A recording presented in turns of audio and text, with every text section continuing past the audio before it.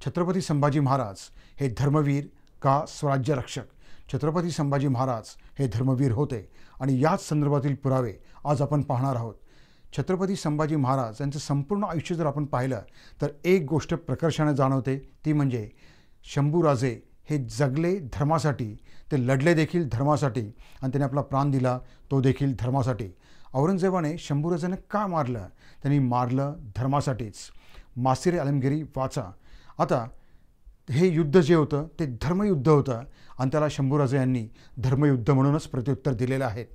सध्याचे जे तथाकथित इतिहासकार असतील किंवा सेक्युलरवादी असतील त्यांचं मत काय आहे याला काडी मात्र महत्त्व नाही. कारण का? शिवरायांचं आणि शंभूराजांचं मत हे प्रमाण होय. अजून एक महत्त्वाची गोष्ट ती म्हणजे मध्यंतरी एक अर्धवट असं म्हणाला की शंभूराजे यांना धर्मवीर यापेक्षा स्वराज्य रक्षक ही बिरुदावली शोभून दिसते.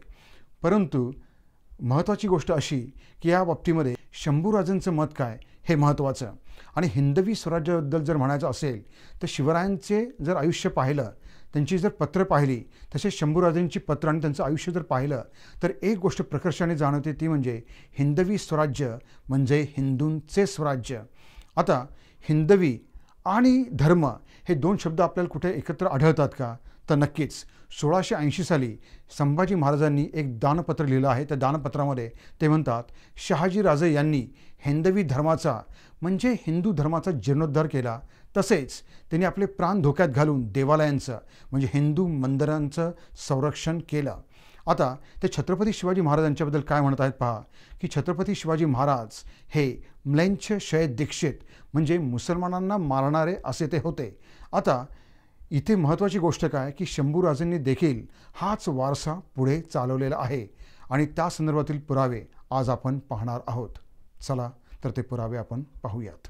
छत्रपती संभाजी महाराजांनी 1682 साली राजा रामसिंग यांना जे पत्र लिहिलं आहे ते फार महत्त्वाचं आहे. कारण का?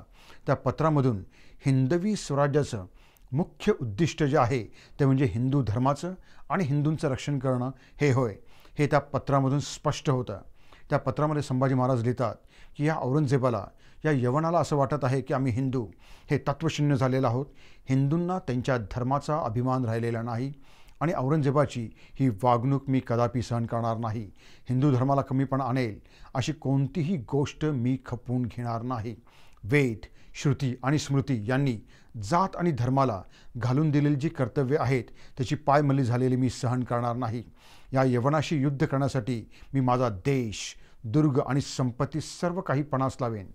तसंच शंभूराजे रामसिंग यांना म्हणत आहेत की यावेळेस जर तुम्ही थोडं धैर्य आणि साहस दाखवलं तर आपण काय करू शकणार नाही.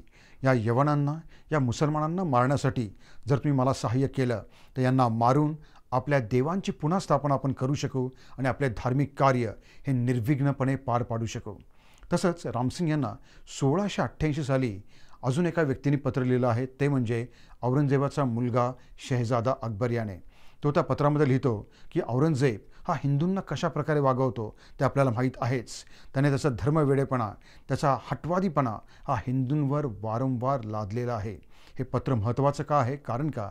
हे पत्र खुद्द औरंगजेबाच्या मुलाने त्याच्या बापाच्या स्वभावाबद्दल लिहिलेलं आहे त्या कारणास्तव. आणि अशा या धर्मद्वेष्टा व्यक्तीच्या विरोधात छत्रपती संभाजी महाराजांना आयुष्यभर लढावं लागलं, ते देखील धर्मासाठीच. छत्रपती शिवाजी महाराज आणि छत्रपती संभाजी महाराजांच्या मते हिंदवी स्वराज्य म्हणजे हिंदूंचं स्वराज्य. परंतु हेच मत लोकांचं किंवा प्रजेचं होतं का? तर नक्कीच. याचं एक उत्तम उदाहरण म्हणून अंत्रुज अडकळून गोवा येथील शिलालेख. लोकांनी संभाजी महाराजांना विनंती केली की मुसलमानांच्या काळामध्ये नावेवर अंगभाडं घेतलं जात नव्हतं, आता तर हिंदूंचं राज्य आलेलं आहे, त्यामुळे नावेवरचं हे अंगभाडं जे आहे ते रद्द करण्यात यावं. म्हणून संभाजी महाराजांनी 22/3/1688 साली पत्राद्वारे फोंड्याचा देशाधिकारी धर्माजी नागनाथ याला आज्ञा केली की नावेवरचं हे अंगभाडं रद्द करण्यात यावं. पहा, त्या काळी देखील लोकांना हिंदवी स्वराज्य म्हणजे हिंदूंचं स्वराज्य वाटत होतं. त्यामुळे सध्याचे जे तथाकथित इतिहासकार आहेत त्यांचं मत काय आहे ते आपण मनावर घेण्याची आवश्यकता नाही. अजून एक महत्त्वाचा दाखला की जेणेकरून हे सेक्युलरवादी जे आहेत त्यांचं तोंड कायमचंच बंद होऊन जाईल, तो म्हणजे औरंगजेबाचा जो अधिकारी होता मातबर खान याच्यामार्फत औरंगजेबाला जी काही पत्र गेली होती त्या पत्राचं संकलन मातबरखानाचा कारकून जेठमल यांनी केलेलं होतं. त्या पुस्तकाचं नाव आहे कारनामा. या पुस्तकाचा मराठी अनुवाद हा सेतू माधवराव पगडी यांनी केलेला आहे आणि त्या पुस्तकाचं नाव आहे नियतीच्या विळख्यात औरंगजेब, जे पार्श्व पब्लिकेशनचं होतं. आता या पुस्तकामध्ये एक महत्त्वाचं पत्र आपल्याला सापडतं, ते म्हणजे सय्यद कुतुबुद्दीन सज्जादा नसीन. या सज्जादा नसीनाने औरंगजेबाला एक अर्ज केला होता. त्या अर्जामध्ये तो म्हणतो की या नरकवासी संभाने तळ कोकणातील सर्व मदरसे, सर्व मशिदी या जमीनदोस्त केलेल्या आहेत, त्या पाडलेल्या आहेत. त्यापैकी 2 मशिदी आणि 1 मदरसा मी स्वखर्चाने बांधलेला आहे आणि बाकीच्या मशिदी आणि मदरसे बांधण्यासाठी बादशहाने पैसे पाठवावेत. आता हे सर्व पाहिल्यानंतर आपण काय म्हणू शकतो की शिवाजी महाराज आणि संभाजी महाराज सेक्युलर होते का? तर नक्कीच नाही. हे जे सेक्युलरवादी आहेत हे छत्रपती शिवाजी महाराज आणि शंभूराजे यांना सेक्युलर दाखवण्याचा प्रयत्न करत आहेत की हिंदवी स्वराज्य हे सेक्युलर होतं, ते हिंदूंचं नव्हतं. परंतु हे सर्व दाखले, हे सर्व पुरावे हे हिंदवी स्वराज्य म्हणजे हिंदूंचेच स्वराज्य होते हे आपल्याला दाखवत आहेत. छत्रपती संभाजी महाराजांना धर्मासाठी मारण्यात आलं होतं का? तर नक्कीच. याचा एक महत्त्वाचा दाखला मी आपल्याला देऊ इच्छितो. तो म्हणजे औरंगजेबाने असद खान याला लिहिलेलं पत्र.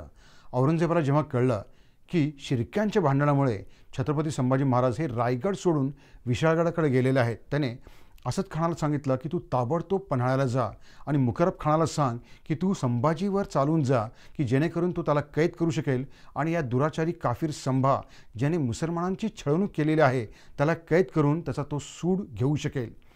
आपण हे सर्व पाहिल्यानंतर आपण हे धर्मयुद्ध नव्हतं असं म्हणू शकतो का? तर नक्कीच नाही. परंतु आपल्यातले काही महाभाग की नक्षत्र असे आहेत, त्यांचं असं म्हणणं होतं की हे धर्मयुद्ध नव्हतं, हे फक्त झालं ते फक्त राजकारणासाठी.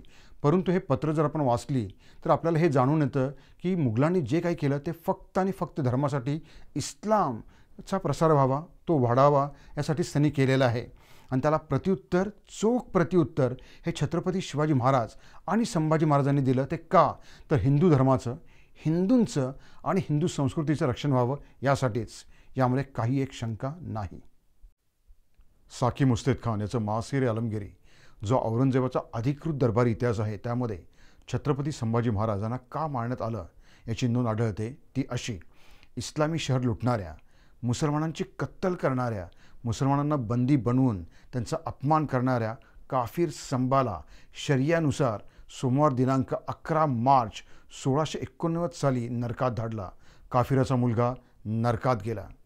आता बघा की आपल्यामधले जे काही महाविद्वान आहेत त्यांना मात्र ही लोक इस्लामी असलेली चालतात, परंतु छत्रपती शिवाजी महाराज आणि संभाजी महाराज हे मात्र सेक्युलर्स असले पाहिजेत. अक्षरशः यांच्या बुद्धीची कीव करावीशी वाटते. आत्तापर्यंत सांगितलेल्या पुराव्यांवरून 2 गोष्टी सिद्ध होतात. पहिली, छत्रपती संभाजी महाराज हे धर्मवीर होते आणि दुसरी, हिंदवी स्वराज्य म्हणजे हिंदूंचे स्वराज्य त्याचे ते रक्षणकर्ते होते. मला इथे संभाजी महाराजांचे विचार पुन्हा एकदा सांगायचे वाटतात. ते म्हणतात की या यवनाला मारण्यासाठी, हिंदू धर्माचं रक्षण करण्यासाठी आणि आपल्या देवांची पुन्हा स्थापना करण्यासाठी मी माझा देश, दुर्ग आणि संपत्ती सर्व काही पणास लावायला तयार आहेत. आता हे जे सर्व पुरावे आहेत ते नेऊन सेक्युलरवाद्यांच्या तोंडावर मारा की जेणेकरून त्यांची तोंडं ही बंद होतील. आणि जर ती बंद झाली नाहीत तर समजून चाला की जे अर्धवट आहे ते अर्धवटच राहणार. कुत्र्याची शेपूट किती पण सरळ करण्याचा प्रयत्न केला ती वाकडीच राहणार. परंतु यानंतर देखील एक गोष्टीचं समाधान आहे, ते म्हणजे की आपली दिशाभूल आता ही अर्धवट लोक कधीही करू शकणार नाहीत. इथे मला समर्थांचं वाक्य आठवतं की त्यांनी जे शंभूराजे यांना लिहिलेलं आहे.